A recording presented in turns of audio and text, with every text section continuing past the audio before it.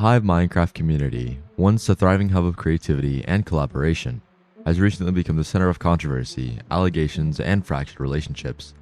What has been a growing friendship between two creators, Isu, also known as Kalia, and Game Tester Gaming, spiraled into a messy situation involving accusations of manipulation, inappropriate behavior, and an ongoing war of words. Alongside this, creators like Snowy, Hello Xali, Relic Overseer, and Icy Nutella have all been dragged into the mix. This expose lays out the full context, line-by-line quotes, and reactions to uncover how this once close group became the stage for one of the most chaotic dramas in the Hive community. At first, Isu and Game Tester Gaming appear to be casual acquaintances, engaging in light Discord banter. However, the tone quickly shifts. In one exchange, Isu replies to Game Tester Gaming, saying, "Make it a habit or I'ma put it in you." Game Tester's quick reply is, "Pause, ayo," suggesting discomfort, highlighting how a joke, quickly intended to be flirtatious or edgy, came off as invasive and inappropriate. Such comments are not isolated. In a different message, Isu says, "Yes, or I'll touch you," once again pushing boundaries in a way that reads as both threatening and disturbing. These remarks may seem humorous to some, but in the context of digital safety, they raise major red flags, especially when directed towards someone who clearly isn't reciprocating. Things continue to spiral when romantic undertones emerge uninvited. In one particular screenshot, Game Tester Gaming jokes about needing to lay down before being strangled, to which Isu responds, "If I get to kiss you, then sure." Game Tester Gaming's response is shocked and confused. Again, we see unsolicited romantic advance embedded in a comment that quickly turns to a dark joke, into something a little more uncomfortable.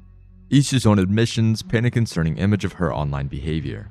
In another screenshot, she boasts, "I've met over 4,000 people, dated 291, also been cancelled 100 times.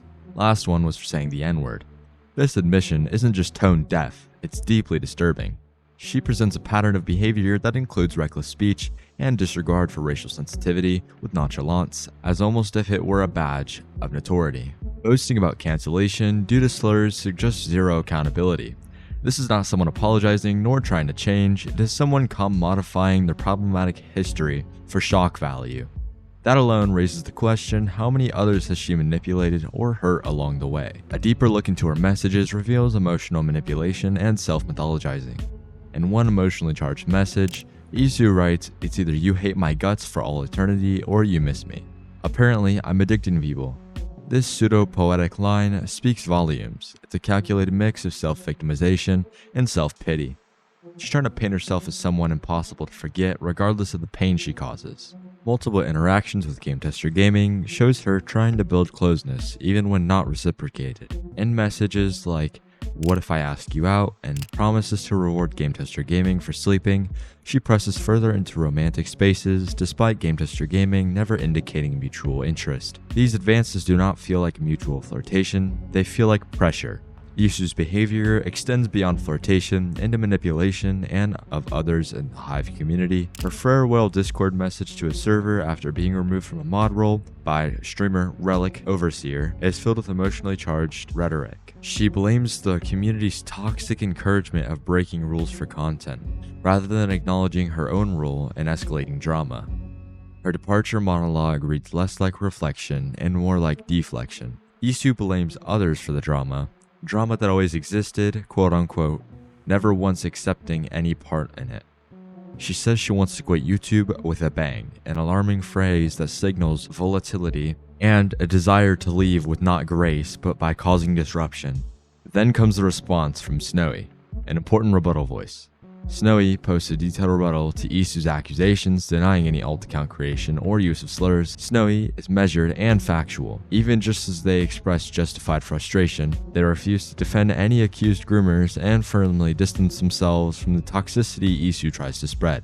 Snowy goes further, naming another alleged groomer, Hello Xali, citing receipts from Icy Nutella. Regardless of the validity of those external claims, Snowy's post remains focused and direct, resisting the dramatics that Isu leans into. Snowy's stance is one of transparency, drawing sharp contrast to Isu's ambiguous guilt flipping. One line from Snowy sticks out, "Your screenshots have nothing bad in them," quote-unquote. This refers to Isu's tendency to weaponize vague conversations and twist them into controversy. Snowy doesn't bite. Instead, they refute calmly, reminding everyone that if Isu had legitimate proof, she'd have used it. This brings us to a bigger issue: the manipulation of receipts. Isu selectively references screenshots to validate herself, but never addresses the many messages that show her stepping over boundaries, baiting conflict, and chasing chaotic energy. But Relic's role in all of this, ironically, is the most passive. He simply removed Isu from her mod role, hoping to keep the community drama free. Yet, Isu's reaction was disproportionate, framing herself as a betrayed soldier of truth. The reality? Relic just wanted peace in all of this. Multiple members have reported Isu inserting herself into group chats, then playing both sides. In messages where she engages Game Tester Gaming with dry humor, she calls herself boring. But when things escalate, she plays the victim of misinterpretation. This duplicity is exhausting for those who maintain genuine drama-free friendships. The Hive community thrives when creators uplift each other, not when ego's attention-seeking behavior creates fractures.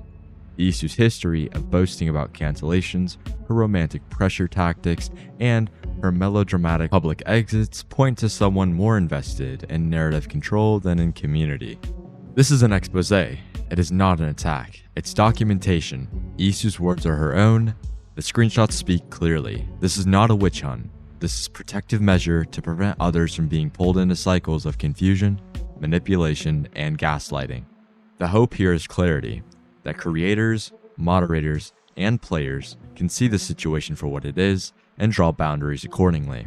That Hive remains a safe, creative place, and that those who create chaos are held accountable, not enabled by silence. To know exactly what happened, we need to go back to the start, getting stories from the real victims in this situation. What exactly happened with Isu that led to this situation?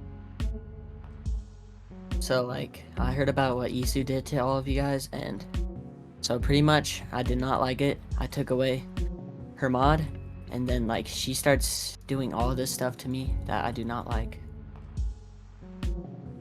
What were some of her initial responses? What does she do to, in a sense, screw you over, or try to screw you over?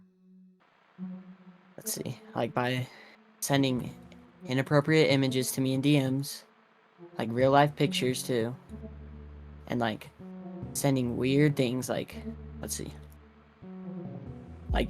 just things that are probably not even appropriate, or especially for me, Yeah, okay. That screenshot you sent me. Where is it? Hold on. I sent you a lot. She kind of violated you in a way that when you said you don't want to be in all this drama, and that you just revoked her her mod. That's kind of I feel like that was an appropriate reaction, but I need some detail about exactly why you took it, I guess. So I took it because I saw all these things that EC was doing to Game Tester, you, and all of this stuff, and I felt like that's not inappropriate or appropriate, and so I just decided to take away mod, and felt like that was the best choice. All right. Is there anything else you need to say, as far as the situation goes? I think that's all for now. All right. I just kind of want to know what she threatened you with, and kind of what happened on your part of the situation, and how you dealt with that. Okay, so what happened was I was accused of hitting on women, which is completely untrue, and there was zero evidence provided for it. It was based off a rumor from Gwen's server.